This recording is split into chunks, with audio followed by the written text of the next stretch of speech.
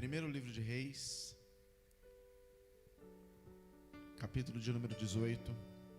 Nós vamos ler o versículo 36 e o versículo 37.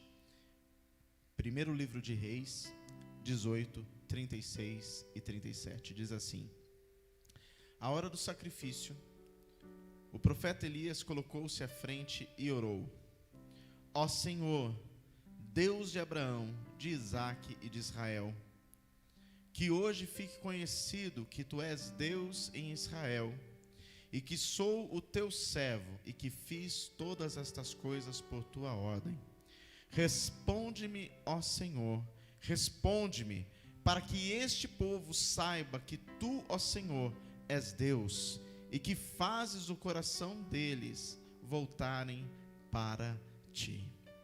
Fica aí com a sua Bíblia aberta, querido, feche seus olhos. Espírito Santo, continua ministrando os nossos corações, falando com cada um de nós de maneira singular. Fala conosco aquilo que nós precisamos ouvir, e que neste momento toda a mente seja levada cativa a Cristo, que os nossos olhos, ouvidos e coração serão somente voltados para Ti. Assim oramos no nome de Jesus, e aquele que crê e concorda, diga amém e amém, Jesus. Amém, meu querido. Eu gostaria que nesse momento você prestasse bastante atenção, você não se distraísse mais, você não saísse do lugar. Fica aí, participa de toda a palavra e permita que o Espírito Santo ministre a sua vida, amém? Amados, eu gostaria de ministrar nessa noite sobre o tema verdades na vida.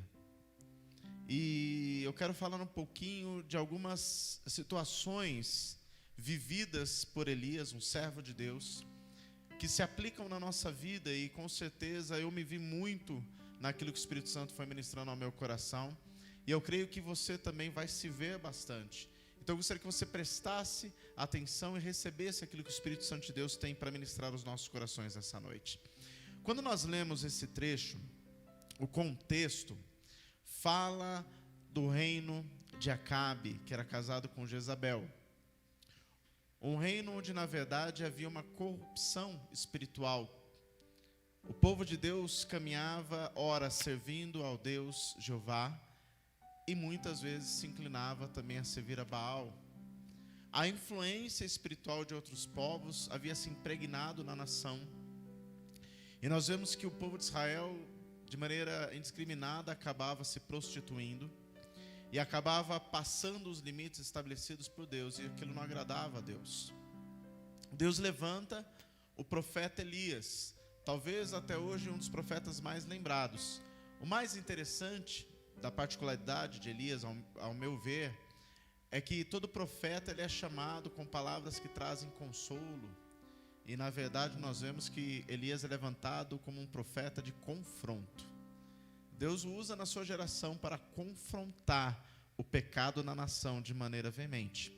É interessante que na nossa geração, Deus tem levantado muitos homens e mulheres que têm sido usados também para confrontar o nosso posicionamento como homem e como mulher perante Deus, nos confrontando a uma decisão a respeito da nossa postura, nos confrontando a respeito de uma reflexão de como estamos caminhando, de como estamos agindo e de como estamos reagindo no lugar onde nós estamos inseridos, seja dentro da igreja, seja dentro da família, seja no âmbito profissional ou no âmbito acadêmico.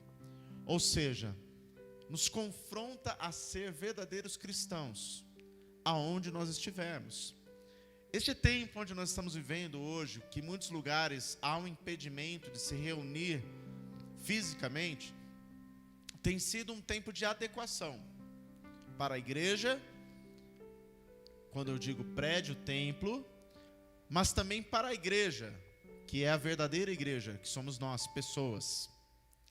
E esse tempo de adequação é um tempo interessante, porque é um momento onde nós estamos sendo de alguma forma provados por Deus a respeito de alguns princípios que deveriam ser já até naturais para cada um de nós. Um deles é a lealdade ao Senhor. Porque muitas vezes baseamos a vida cristã no contexto de ir até a congregação. E nós temos que ir até a igreja. Deus não tira essa responsabilidade de nós. Pelo contrário, o autor anônimo da carta aos Hebreus, no capítulo 10, verso 25, diz: exortem uns aos outros para congregar, para não fazer igual a outros que tinham deixado de congregar, porque é na congregação onde aprendemos a respeito da comunhão. É na congregação onde nós somos muitas vezes moldados a aprender a conviver com outra pessoa que pensa diferente de nós, que age muitas vezes diferente de nós. É na congregação que nós temos a oportunidade de amadurecer, aprendendo com pessoas mais experientes, que já desfrutaram de uma caminhada cristã, que nos ensinam, nos alertam, nos conduzem. É na caminhada cristã dentro da igreja que nós temos a oportunidade de desenvolver os ministérios a qual Deus nos confiou e até de descobrir os nossos dons espirituais. Isso acontece no contexto da igreja, porque no contexto da igreja nós não estamos sozinhos, nós estamos em comunhão, e isso é tremendamente valoroso, amém? Mas neste tempo que não podemos nos reunir fisicamente todos juntos, nós temos que nos adequar a continuar sendo igreja, mesmo distantes fisicamente. E isso tem sido um momento precioso, porque a nossa lealdade a esse respeito tem sido provada, de fazer daquele tempo a qual prestamos culto um tempo realmente de prioridade. Olha, este tempo é separado para Deus 100%. Eu não vou fazer outra coisa senão prestar culto a Ele. A expressão prestar culto, ela diz respeito a dar exclusividade. Quando o inimigo tenta Jesus e fala para ele se lançar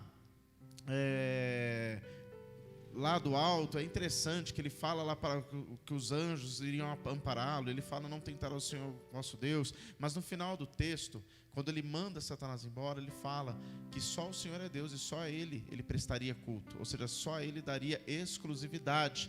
Então, quando falamos de prestar culto ao Senhor, nós temos que dar exclusividade a Ele.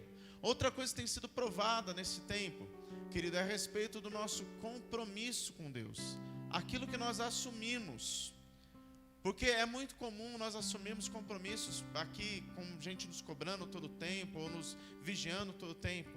Mas, querido, você não vai ver nenhum líder batendo na sua casa perguntando se você continua sendo dizimista. É algo que você deve fazer de maneira natural, porque você já aprendeu.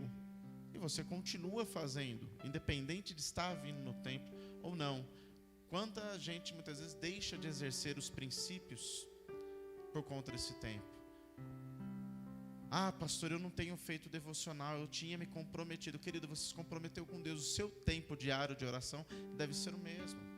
Então este tempo, eu quero que você entenda, tem sido um tempo de adequação, mas tem sido um tempo onde nós temos sido provados para ser verdadeiramente igreja.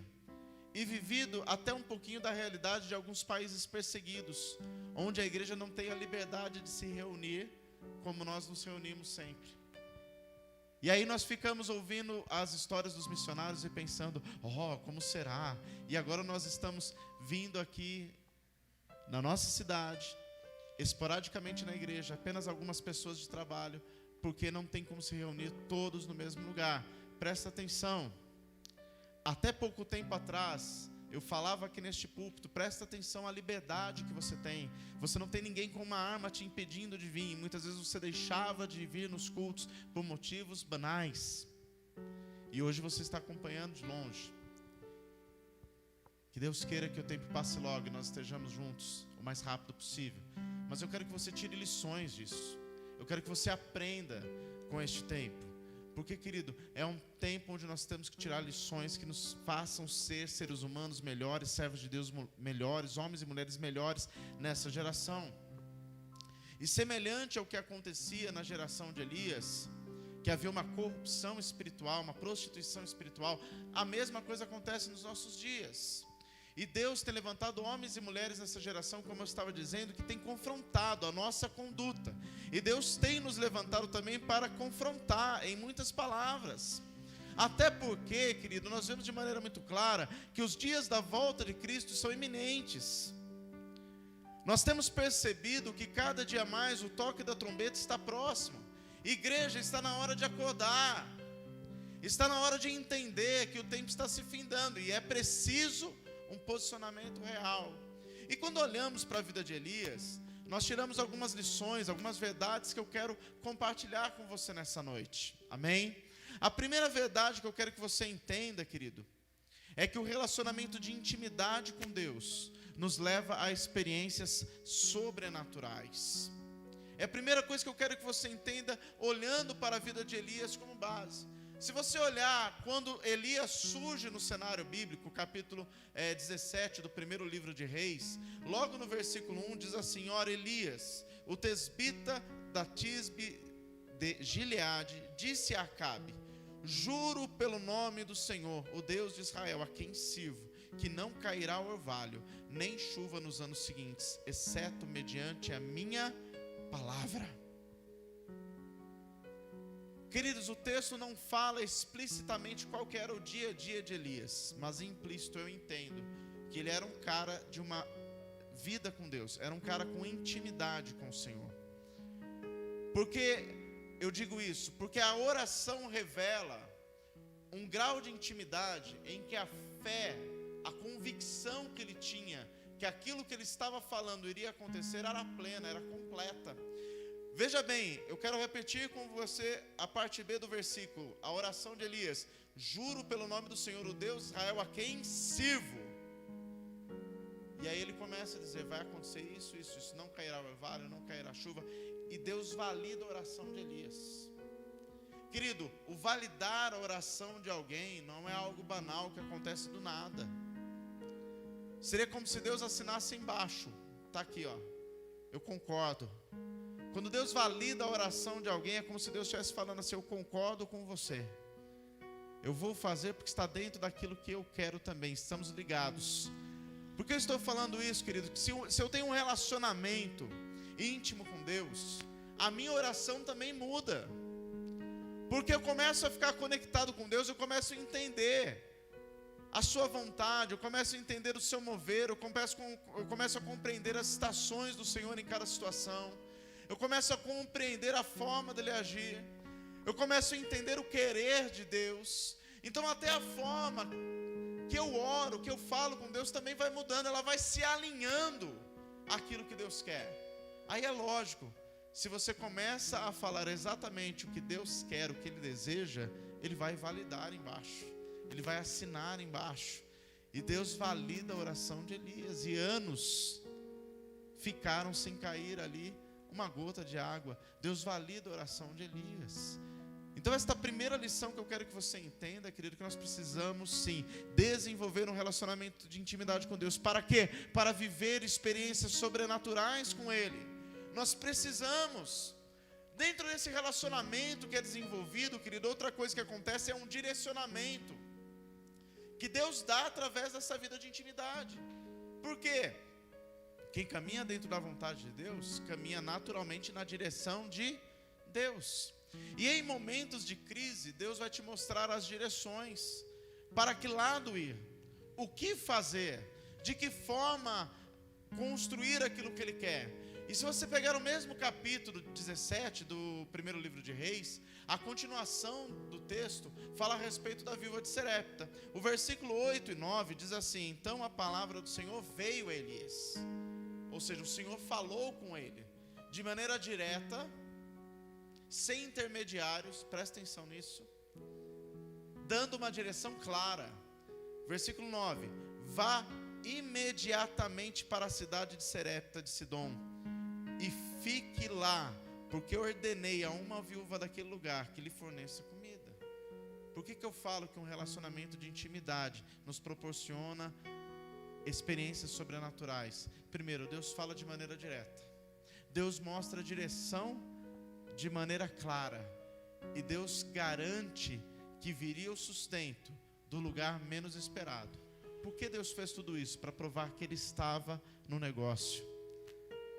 Como que uma viúva em tempo de seca sustentaria um profeta? Deus leva Elias até aquele lugar. Nós conhecemos a história. Ele vive a provisão de Deus, mas ele só entende a direção de Deus. Por quê? Porque ele tem um relacionamento íntimo com Deus. Como que você vai entender o relacionamento do Senhor se você não desenvolver um relacionamento íntimo com Ele? E dentro desse relacionamento íntimo, que nós temos que entender que quando desenvolvemos esse relacionamento, ele valida a nossa oração, ele nos dá uma direção clara e ele garante a provisão.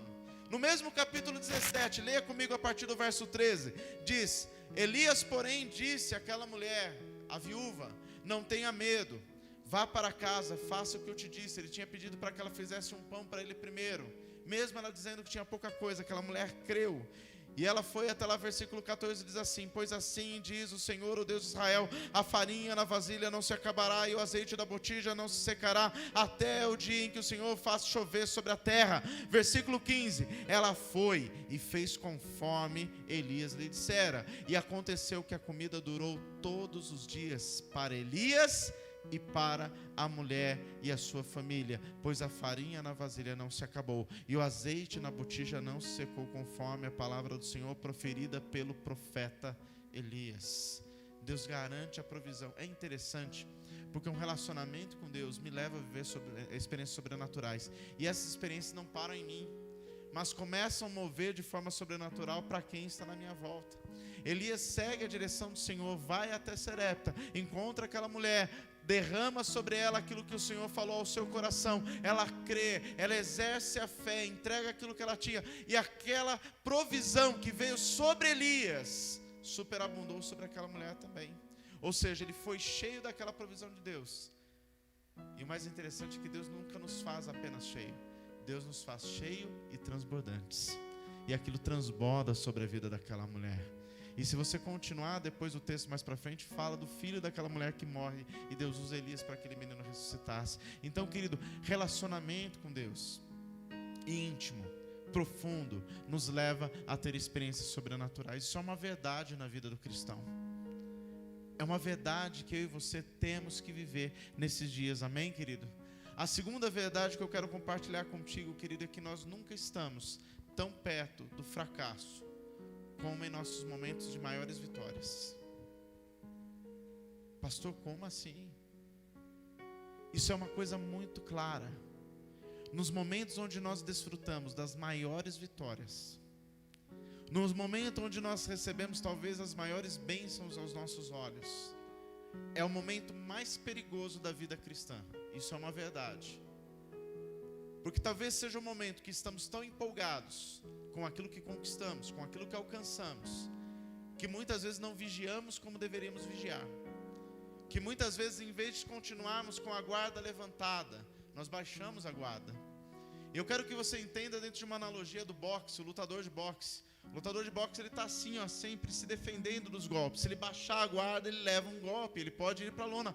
Um soco bem dado no queixo derruba um lutador o mais forte que ele seja. Porque um golpe bem dado no queixo balança todo o cérebro e deixa a pessoa quase que apagada quando não apaga. Eu me lembro de alguns anos atrás, o Anderson Silva, que foi campeão de MMA, ele tinha mania de provocar os seus adversários. E ele baixava a guarda e ficava balançando o rosto assim. Até que um dia, Chris White consegue acertar um soco nele, bem no queixo. Aquele homem balança, depois ele vai desferindo um golpe atrás do outro. Naquele dia ele deixou de ser campeão, porque ele baixou a guarda. Então, querido, não é porque nós vivemos uma experiência sobrenatural com Deus que nós temos que baixar a guarda.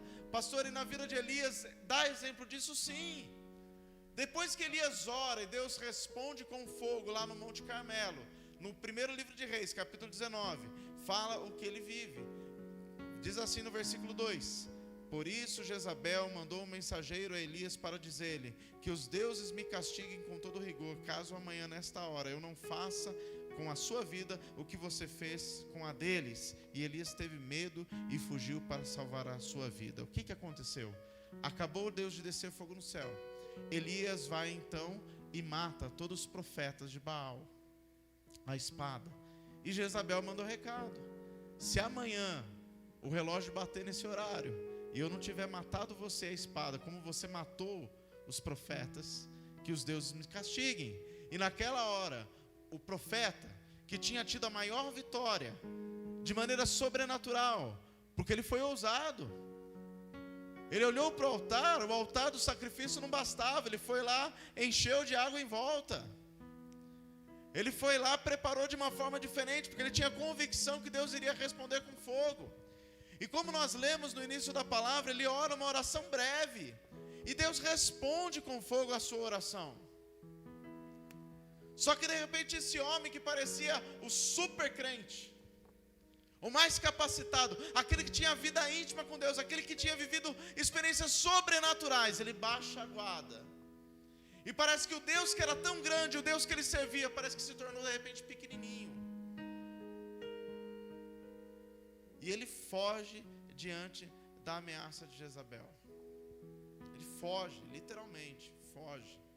Como diria no desenho antigo, pernas para quem te quero. Ele corre.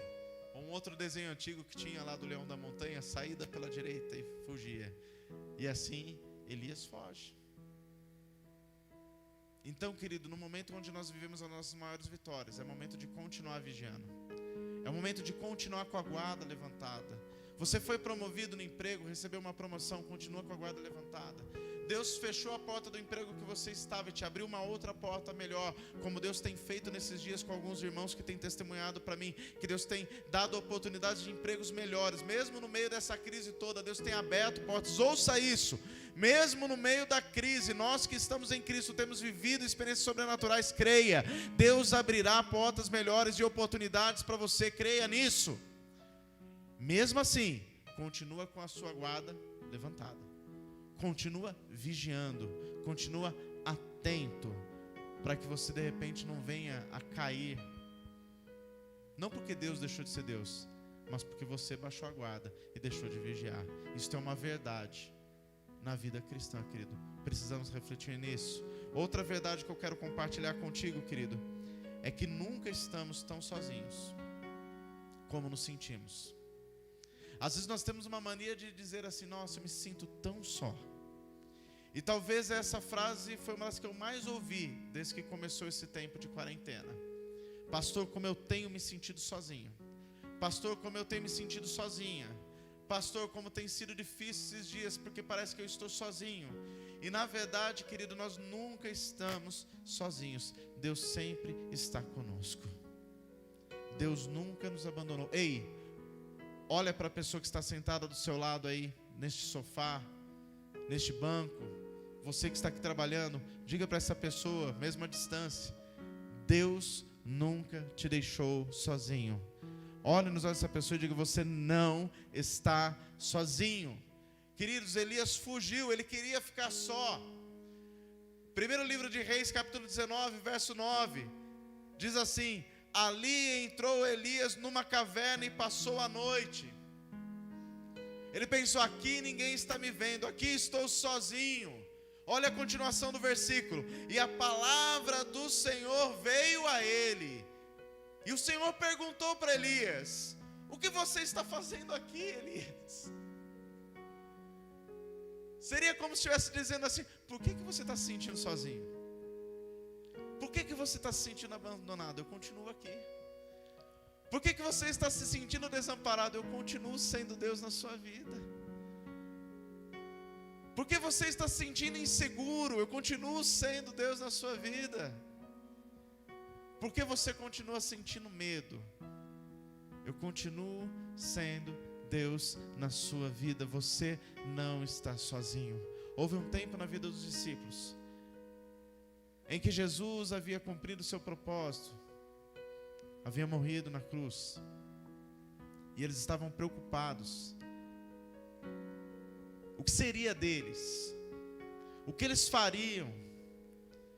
E Jesus, ele fala uma palavra tremenda. Capítulo 28 de Mateus, verso de número 20. Eis que estou convosco todos os dias, até a consumação dos séculos. Nós não estamos sozinhos. Você não está sozinho. Querido, entenda isso em nome de Jesus. Isso é uma verdade. Por mais que aos seus olhos, de repente, você pense estar só, uma batalha solitária, você nunca está sozinho. Deus está com você. Para um pouquinho para perceber o que Deus está querendo falar contigo, querido. Esta é uma verdade na nossa vida. Nós nunca estamos sozinhos. E a última verdade que eu quero compartilhar contigo, querido, e eu quero que você preste atenção, que esta deve ser, esta verdade aqui deve ser uma das maiores verdades na vida do cristão, e o cristão muitas vezes não presta atenção nela. Deus fala mais nas pequenas coisas. Deus fala mais conosco nas pequenas coisas. E nós temos uma mania de esperar grandes coisas. Nós temos uma mania de desejar coisas grandiosas. Como nós sempre queremos que desça um anjo do céu e fale conosco de maneira singular. Como nós queremos que Deus use alguém com uma palavra de profecia. Como nós queremos que alguém venha e aponte o dedo e diga: eis que te digo.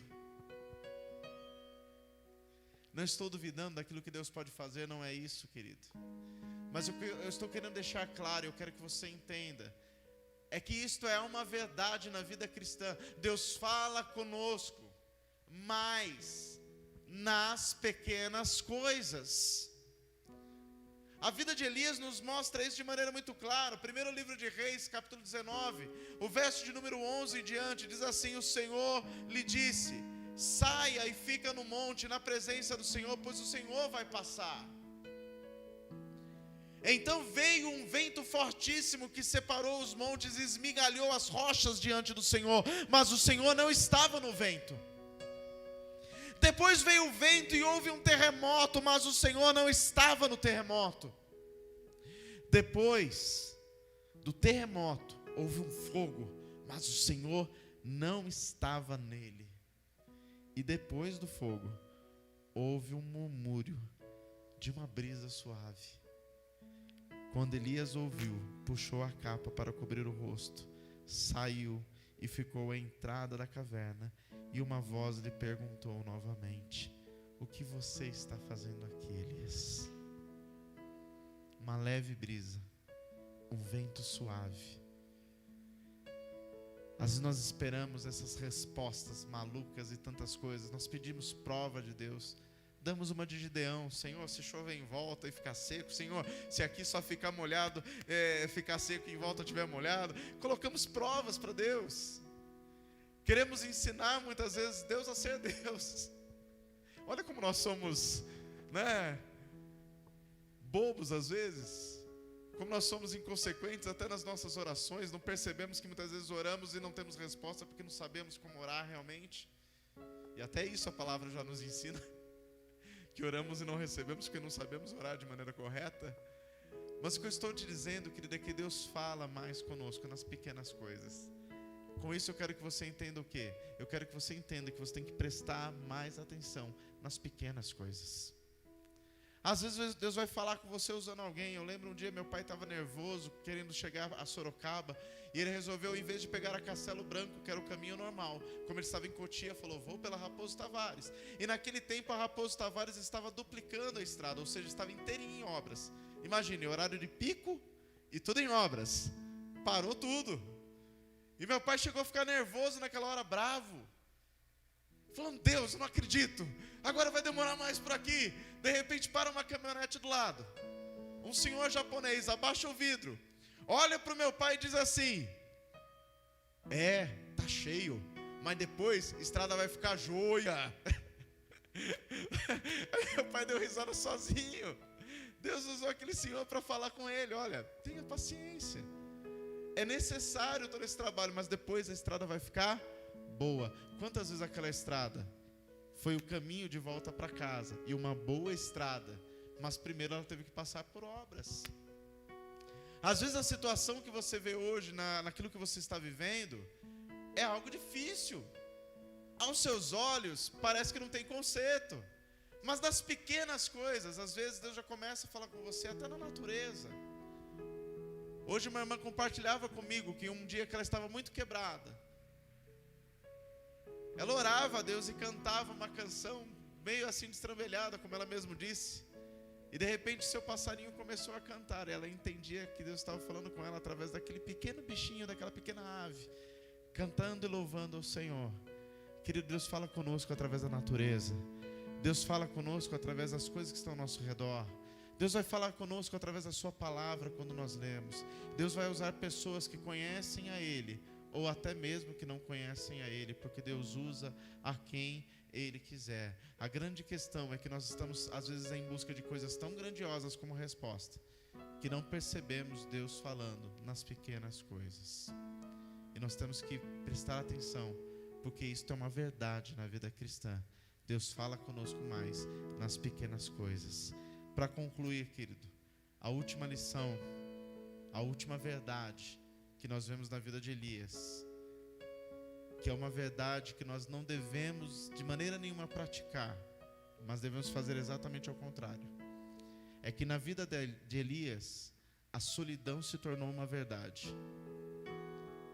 Por muito tempo ele decidiu viver só e exercer o ministério sozinho. Tanto no Monte Carmelo fala que ele era o único que estava lá. Quando ele vai na caverna, ele reclama para Deus que só ele tinha sobrado. Deus, lógico, confronta, dizendo que não, que Deus tinha preservado muita gente que não tinha se dobrado, mais de 7.000 joelhos que não tinham se dobrado a Baal, que eram fiéis. Mas Elias pagou um preço por conta de querer ficar sozinho, querido.